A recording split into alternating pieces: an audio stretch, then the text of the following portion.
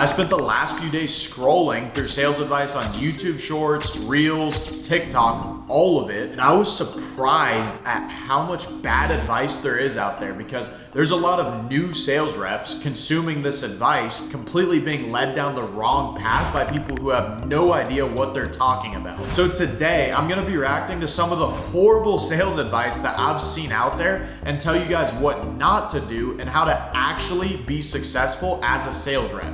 And guys, not all of the advice is absolutely horrible. Some of it was actually great, but I do want to break down, in my opinion, what is actually useful and what's not. And trust me, it gets worse before it gets better. So make sure you stay till the end so you can actually see the good stuff. Psychology tricks to persuade anyone, part 1. People feel more comfortable saying no than they do yes. So when you want someone to do something for you, make sure that when you ask them a question, no actually means yes. For example, when you ask someone to borrow $20, if you just ask them, hey, can I borrow $20? No means no. People feel comfortable saying no, so they say no. Instead, what you want to do is, hey, would it be a crazy idea to let me borrow $20?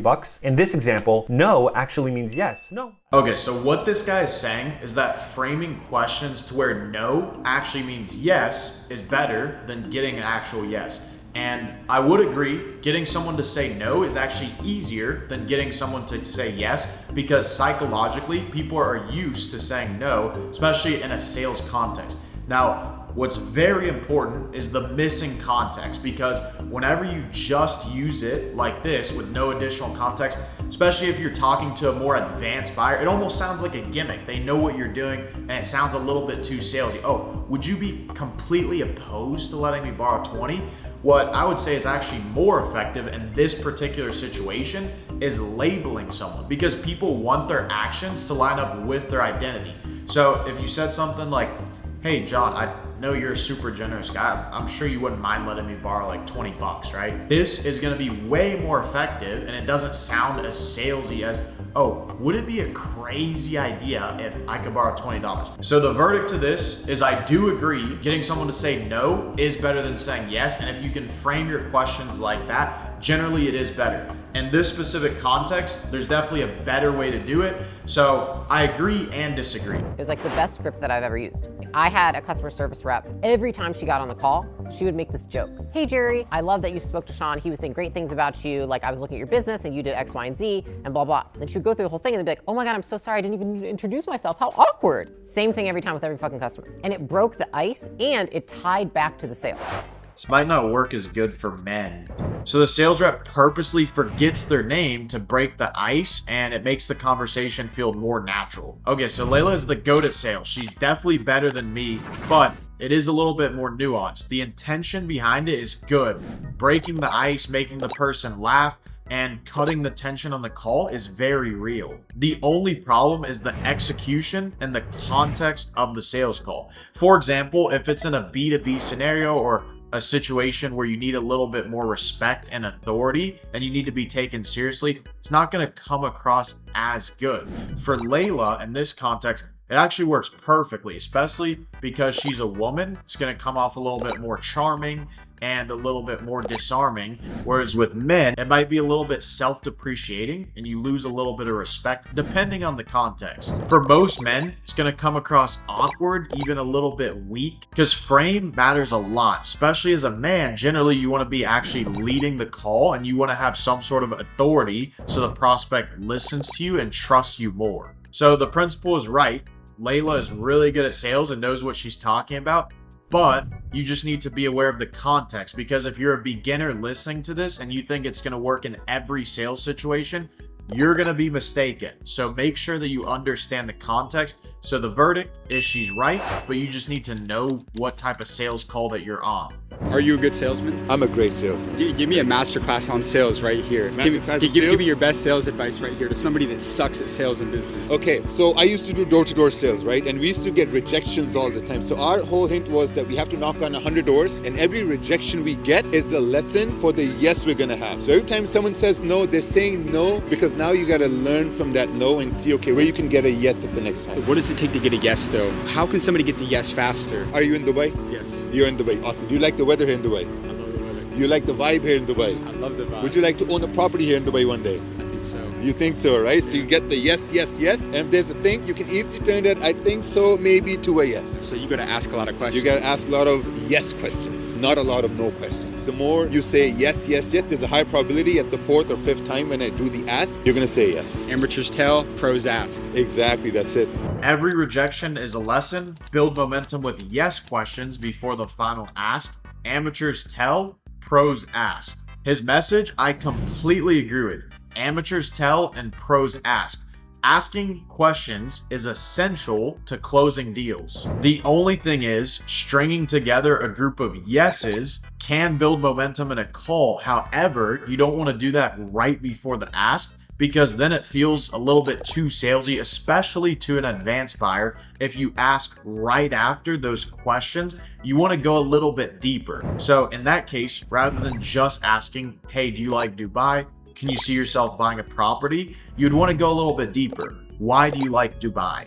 And then figure out why they like it and tie that into them actually buying a property and owning a property. So the verdict, same as most of them, I do agree, but it also depends on the context. I understand with some of these short form videos, it's hard for them to explain in depth, but that's my goal with the video. So I do agree, yeses does build momentum, but also if you just get yeses and immediately go for the ask, you're going to cook yourself, especially if you have someone who is more advanced and kind of knows sales tactics. We need to do 80% listening and only 20% talking. But that 20% talking, we cut that in half. 10% is asking questions.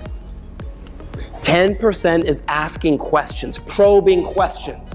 What are your biggest challenges, your hopes, your dreams, your aspirations? What are you investing in now? What's working, what's not? How much property do you have in your portfolio now? Where do you want to be in 5, 10, 20 years' time? Ask them. And then how much is left? 10, very good. That 10% is all you have and all you need for selling. 80% listening, 20% talking, and then cut that in half. Half of that is actually asking questions. The other 10% is the actual act of talking and selling the product. This is exactly right, and it's one of the most important fundamentals of sales, is that you need to do most of the listening. And I see a lot of new sales reps completely misunderstand this because they think that sales is just trying to pitch the product and package your words in a way to make your product sound better than the next guy to try and sell someone. But the reality is, if you do that, the person doesn't feel heard, they don't feel understood, and they don't feel like you're actually solving a problem. Because if you don't even know what the person's problem is by asking them questions, how do you solve that? So that's completely right. You need to let them do 80% of the talking, and then the 10% should be asking questions to get a deeper understanding of how to structure the other 10% of your words to pitch in a way that actually solves their problem. You're basically a doctor. You're getting an understanding of where they're at so you can give them the proper diagnostic. So the verdict is I 100% agree with this. If I'm cold calling and I'm like, yo, is John there? No, he's not here. Can I ask who's calling? Did John know that you're calling? No, he doesn't. Well, what do you do? Well, I do blah, blah, blah, blah, blah, blah. Oh, he's not interested. Or I'll take his number and he'll call you back for interested. Like, their job is to protect them. You just sound like everybody else. They just commoditize you with all these other pushy salespeople and they try to get rid of you. So I want to come across like, this is Wanda with XYZ Company. How can I help you? Yeah, Wanda, Jeremy Miner, I was wondering if you could possibly help me out for a moment. Sure, Jeremy, how can we help you? Well, and I'm not quite sure who I should be calling or talking to, but I was calling to see who would be responsible in your department for looking at any possible hidden gaps in, or issues in your blank that could be causing the firm to blank. Now you have to plug that gap in. Good advice. Instead of just saying, is John there? You actually ask a question of who's responsible for solving the problems in this specific department. Jeremy Miner is one of the best in the space, and this clip shows exactly why.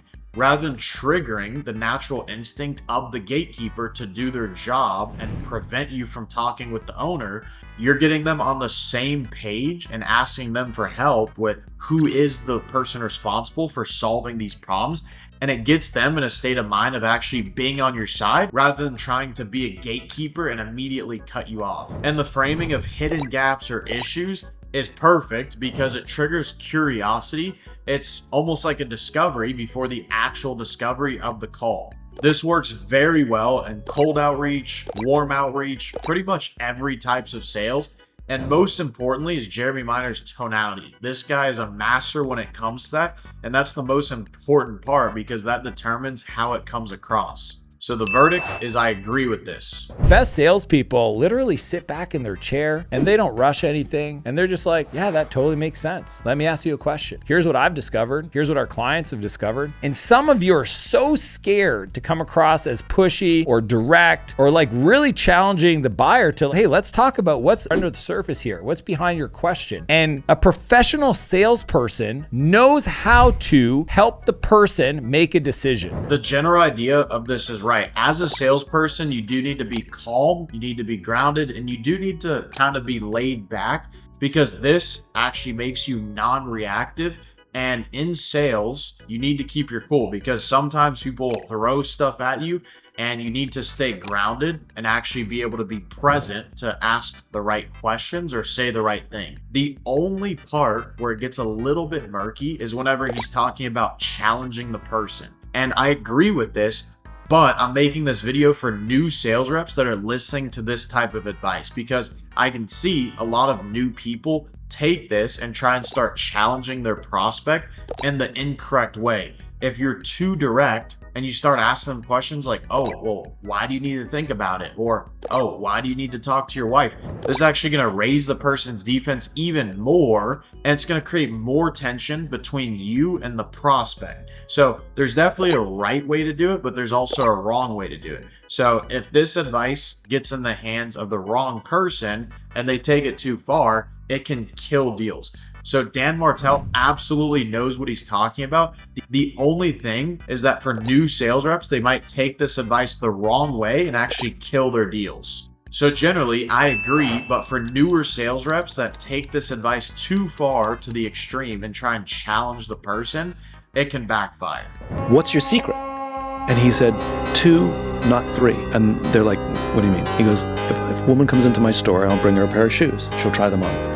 And she'll say, could I see that pair, please? And I'll bring her a second pair of shoes. And she said, could I also see that pair, please? And he'll say, which one would you like me to take away? Oh. Because what he found is when they had a choice of 3, they bought none. And when they had a choice of 2, they bought 1. Ah, I love that. Right? 2, not 3. And too much choice is overwhelming. Oh, but the man, constraint... I need to apply that to my life. You see, that's brilliant. I love it when people find the nexus of how you're supposed to do it. Because I understood it as a concept, but it's a nice way to think about it for anything, really. Yeah. Okay, this is backed by actual psychology. If you give people too many options, what happens is they don't end up making any decisions at all. Just think about if you've ever gone to a restaurant and the menu has a ton of different pages, it makes it even harder to make a decision versus a restaurant that just specializes in a few really good dishes and there's less options. It makes it way easier to choose. It's the exact same thing when it comes to a sales call. You give people too many options, they're gonna give you, I need to think about it objection, and you're not gonna close them. So this is 100% true, psychologically backed. The more options you give someone, the harder it is for them to choose. The verdict is I definitely agree. Giving people 2 options and letting them choose makes it way easier. Here's one of the best sales lines I've ever heard. Layla and I were at the store, some luxury thing for like nice jackets for the winter. And Layla and I were trying on jackets, but the problem is we lived in Austin. It's hot there all the time and we'd never need a jacket like this. And so we told the salesman, hey, you know, it's not about the money. I don't think we're really gonna use it. And this is what he said. He said, if it were free, would you take it? And I just smiled and he's like, right, well then it's not about the money. And so then it actually redirected us back to price overcomes. And I thought it was one of the best ways to get back in the saddle in a sale when you hear somebody who says, oh, price isn't an issue for me, it's something else.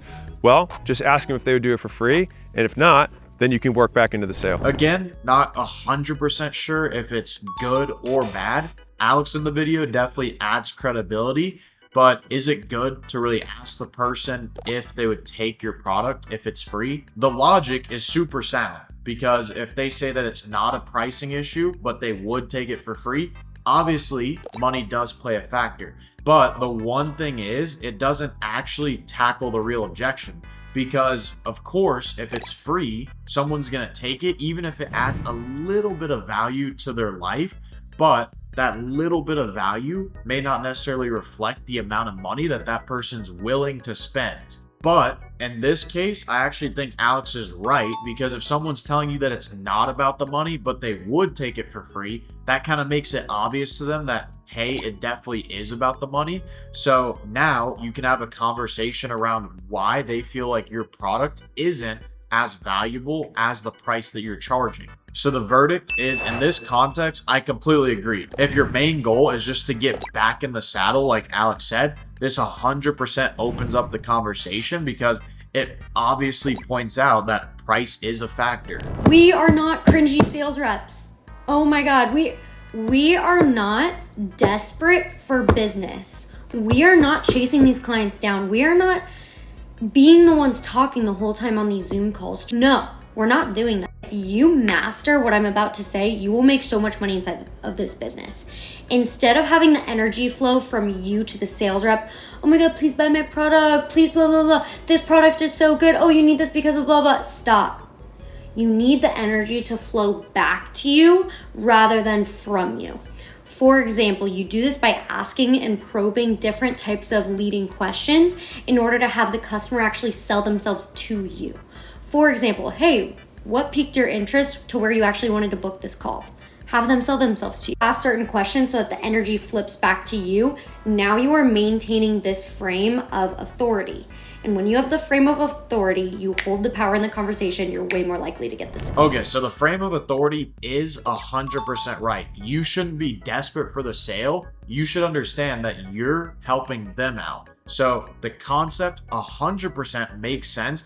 But I think in this video, there's no actual value. She's just talking about the energy, which it's good to have the mindset coming into the call, but there's no real substance in this advice. The one specific thing that she does give is the opening line, what made you want to book in this call? And that is a good opener because it actually sets the frame properly in the call. But the rest of it is just motivational kind of mindset stuff, just understanding that you're the person that holds the value, which is true, but there's just not a lot of practical advice on how to use that. So the verdict is I mostly agree with this video. How can you avoid being seen as pushy when you're talking to your prospects? According to behavioral science, within the first 7 to 12 seconds of every sales call, your prospects are subconsciously picking up verbal and nonverbal cues from you that triggers their brain to do one of two things. If you come across aggressive or needy and attached, it triggers their brain to go into what we call fight or flight mode, where they try to get rid of you fast and say things like, I'm too busy now, can you call me back later? Or, we're good, or we don't need it. The walls of resistance come up and the sale is pretty much over.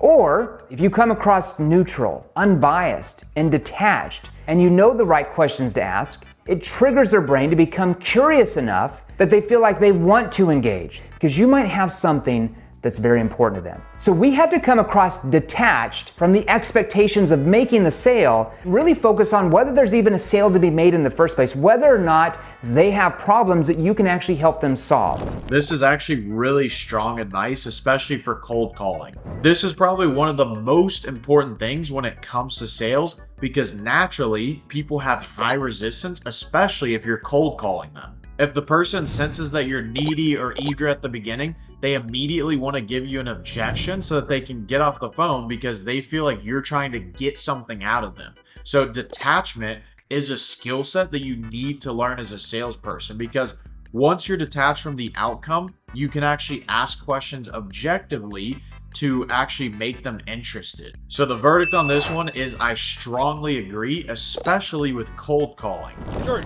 Yeah. I have a sales question. Yeah, no problem, man. What's going on? What's your name again? Raphael. Raphael, nice to meet you, bro. Nice meeting you. If someone says, I need to think about it, I know you need to think about it, man. Whenever you're making a big decision buying an expensive car like this, I need to think about it too. Yeah. But I just want to know, on a scale of 1 to 10, where are you at right now on making this deal? 10 being you're doing it, or 1 being you're not doing it if the car was free? And he's like, I'm at like a 7. It's a good number. So then my next question is, what makes it a 10? Right. Give me like like a Porsche hat, or I just want to make sure I walk away with some swag, or give me $1,000 more in my car and $1,000 off my car, and it's a deal. If people also say I need to think about it, that you didn't give them enough information to make a deal. I like to go that line, and if they say I still need to think about it, be like, is there any information that I missed? And then you might say, I just need to figure out what my trade's worth. We're giving you this much for your car. I'm going to look and compare that number against Keybee.com trading values, because everyone knows what Keybee.com trading values is. No one knows what MR is, what Galvs is. I have the Keybee.com trade numbers here. We're giving you 50. Excellent trade-in is 48. So we're giving you $2,000 over, and you're also getting a sales tax credit if you trade your car in. So you're paying sales tax on the difference, not on the price of the car. So you just want to like cover some basis points. And then if they say I need to talk to my wife, I always like to say, no problem, I get it, man. I just want to know what's going to happen if she says no. And he's like, oh, if she says no, I'm not going to do it. Okay, what is she going to say no to? She thinks I'm out here looking at a Panamera. I'm looking at a freaking 911 right now. Let's go look at the Panameras real quick. You know what I mean? If she says no, I'm going to do it anyway, then it looks like the customer is on his way to make a deal. He just needs to let his wife know, give her like the common courtesy, hey wife, I'm going to go buy this car.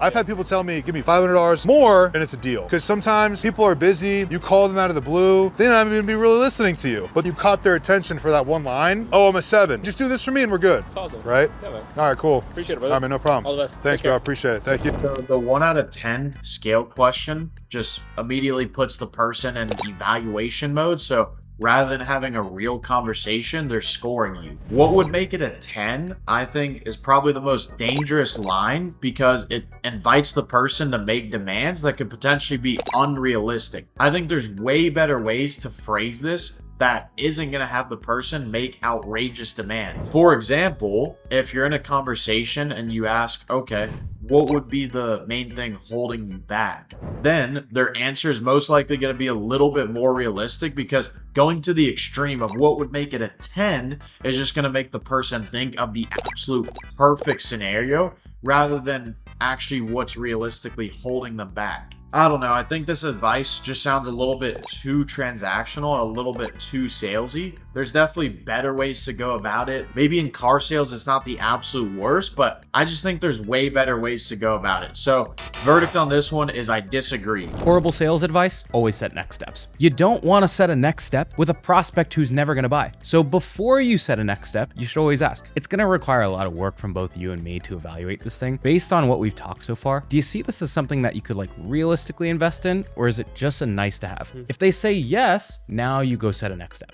So the concept behind this is correct. Before actually going forward with next steps, you do want to gauge the person's intent. The only thing is, I don't like the way that he asked the question, saying, is this something that you can see yourself investing into? This can immediately raise the question of, oh, well, it depends on the price, right? And then immediately you're fighting an uphill battle. I prefer asking a more open-ended question like, hey, based on everything that we went over, how do you feel about this? Do you think it can actually help you achieve XYZ goal? That way they can actually express how they feel. And if they're not 100% confident, then you can handle it from there rather than immediately just battling the price. Also, another thing, this guy's assuming that if the person isn't ready to buy right there, giving them the next steps isn't useful, which I disagree. Sometimes you do need to add a little bit of what's called future pacing into the call, which just means kind of assuming the deal and telling the person what the next steps are.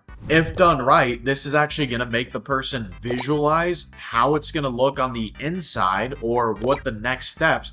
And if you already had a good conversation, it's going to solidify the deal more because they're going to feel like they've already made that commitment. So the verdict on this one, I would disagree. The best niches for you to get into as a high ticket closer. High ticket coaching and consulting offers. Coaching consulting falls into the realm of helping people make money online, helping people with dating, weight loss, make more money, get more clients. The second niche that I would say is really, really lucrative, the BizOp niche. So BizOp just stands for business opportunity. You have Walmart automation, Amazon automation, Shopify automation, Turo automation, Airbnb arbitrage, some real estate stuff. It's more difficult, but the commissions are crazy. Imagine getting 10 grand from one deal. We could go on and on about other niches, but genuinely, those are my two favorites. I think he's right in some ways. These are good industries to get in, but I disagree. I think there's a way better industry, and that's the reason I'm in financial service sales, because it's the best industry, it's the most scalable.